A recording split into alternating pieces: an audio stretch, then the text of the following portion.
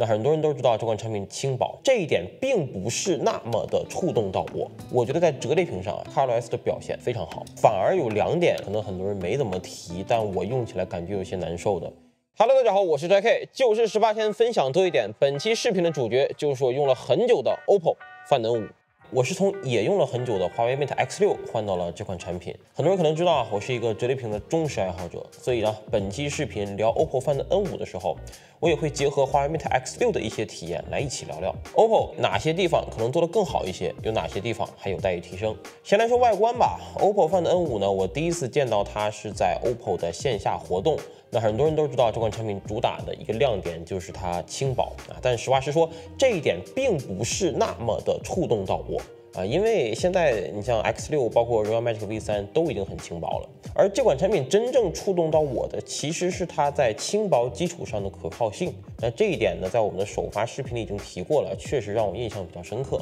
那为什么轻薄这个点并没有很打动到我呢？原因很简单，因为 OPPO Find N5 本身的手感并不算很突出，尤其是从 Mate X6 换到 N5 以后，会明显感觉到手感有所下降。因为 N5 的中框是一个相对硬朗的直角设计，那远不如荣耀 Magic V3 和华为 Mate X6 这种圆润的中框来得更加舒适。所以呢，在这里我觉得也可以展开来讨论一下折叠屏在厚度和重量上的发展趋势。我是认为接下来折叠屏很难再大幅的减重变薄了。你再去减重变薄，其实对于手感和体验上来说没有什么本质上的帮助了，反而要付出更大的代价。这就像当年大家都追求极致屏占比一样，很快市场就会冷静下来，因为当屏占比过了一定阶段以后再继续提升，你就要用屏下或者机械结构，并且对于体验并没有什么明显的增加。那不知道大家同不同意这一点？那至于这款产品用起来到底感觉如何，我觉得可以分为2方面来讨论。软件上我真心的认为这一代 ColorOS 15做得太好了，这依旧是今年我认为最流畅、最丝滑的安卓定制系统，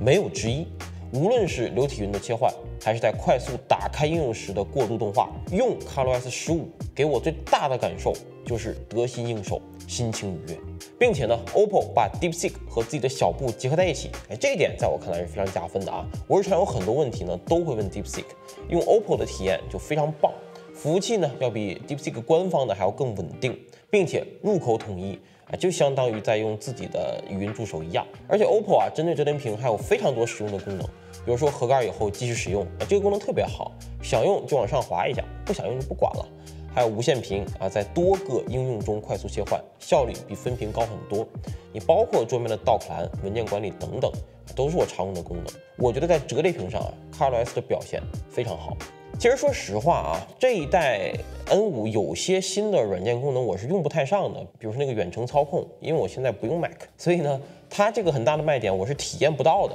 但哪怕如此我觉得你作为一个单一的手机用户来说，这个软件也一定会让你满意。那软件说完了，接下来我们来聊一聊硬件。这款产品的硬件参数，我相信大家已经比较了解了。除了影像部分有些人可能会觉得砍的有点多，那其余部分呢，我相信大部分人是满意的。回归到具体使用前面提到了手感，这点确实是从 Mate X6 换到 Find N5 以后，我认为下降比较明显的地方。不过质感上我认为 N5 做的确实非常不错。直角中框的优缺点就是如此，你手感上一定是圆润的中框更好，但是在质感上，直角中框给人带来的那种硬朗的感觉也是很难被取代的。那这个取舍就只能说因人而异了。不过这段时间用下来我很多人感受不同的地方呢，就是我认为这款产品在影像方面的表现，我倒没有特别的想抱怨。我在99%的使用时间内，并不会觉得它影像能力不行。当然了，我不是在给 OPPO 找借口，我肯定是希望它的长焦能更强一点。不过就事论事，我日常用起来大部分时间并不会觉得这是个槽点，而是一个我能够理解的产品妥协。除了影像反而有2点是我觉得可能很多人没怎么提，但我用起来感觉有些难受的。一个呢是扬声器，另一个是震动反馈。震动反馈的话，这款产品的表现呢有点廉价，不是特别的干脆。扬声器的话呢，差距确实比较大，尤其和一些旗舰机相比这肯定是一耳朵就能听出来的区别。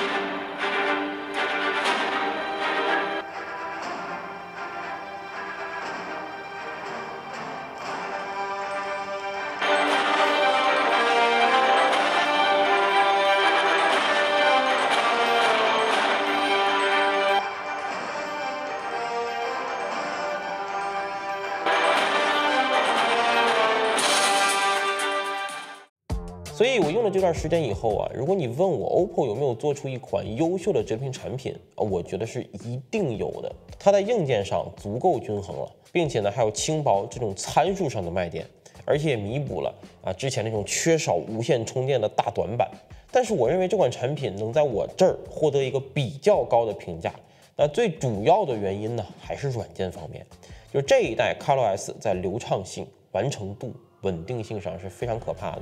我本以为安卓定制系统已经进入了不太能做出巨大差异的时代，但 OPPO 确实是做出了我认为比较巨大的优势。希望他们的软件团队呢能够继续保持。那我可能接下来给 OPPO 的建议就是，折叠屏在重量和厚度上的竞争基本到头了。我希望 OPPO 以后能够丰富一下自己的折叠屏产品线，比如下一款Find N6，你做2款一款配置上不用特别强，但厚度和重量依旧做到行业顶级水准，也相当于一个卖点。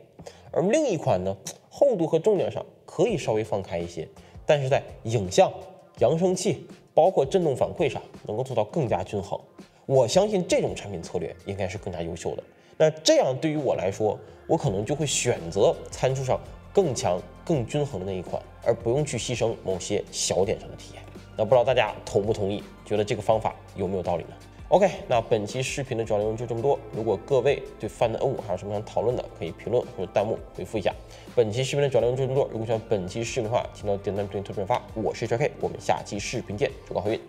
拜拜。